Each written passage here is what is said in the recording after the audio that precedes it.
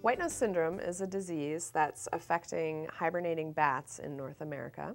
It's a new to science disease. We just discovered it around 2007, and it affects the bats while they're hibernating over the winter. It's caused by a fungus that's called Geomyces destructans, also a new to science fungus. We didn't know that it even existed before we started seeing this disease in bats.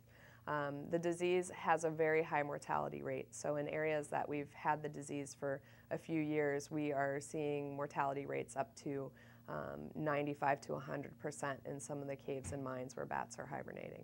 And where is it located right now? Well, it started out in upstate New York, and since that time it's spread into 19 states. So states in the northeastern U.S., in the mid-Atlantic, Midwest, and southeast U.S. have the disease, as well as 4 Canadian provinces. And what are the implications? Well, bats are the primary predator of night-flying insects, so that includes a lot of things like moths and beetles, and both in their adult form and in their larval form, many of those are pests, both crop pests and forest pests. So losing these bats, these primary predators of those insects, really could have a lot of implications for our agricultural and forest products industries here in the United States and in Canada. And how is it spread? Well, the bats are pretty good at spreading it among themselves once the disease gets into a site. And because they fly, they're able to carry the disease farther away than other diseases that may be, in animals that don't fly.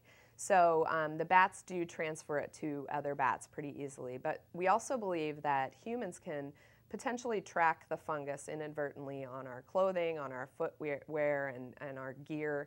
So if we're in a cave or a mine, either exploring or doing research, it's possible that we could then pick up some of that fungus and move it to a new site.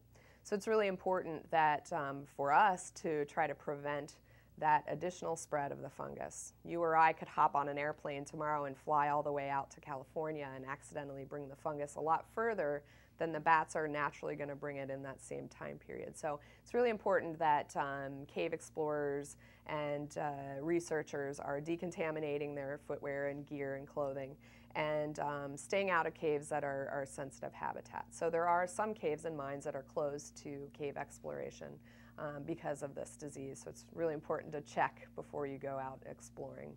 Since it's a relatively new disease, how does something like this start? Well, that's a great question. The fungus that causes the disease, Geomyces destructans, we're finding is likely of European origin. It was probably accidentally brought here by humans.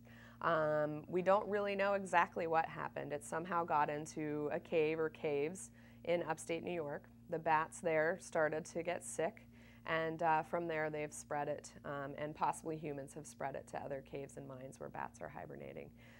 So the fungus is actually a soil fungus. It normally doesn't affect bats in the way that we're seeing it here. So in Europe, where the fungus is naturally in the cave systems there, their bats aren't dying from white nose syndrome. But for some reason, when it got to North America, it started behaving like a pathogen and causing this disease in bat populations here in North America. And how many bats does it affect? Currently, estimates are that over 5.5 million bats have died from white nose syndrome. Does the prevalence of mosquitoes have anything to do with the decline of the bats? That's a great question. Bats do eat mosquitoes. I love, one of our biologists told me one time that she thought that mosquitoes were kind of like potato chips to bats. They like them, they'll eat them, but they're not really their main part of their diet.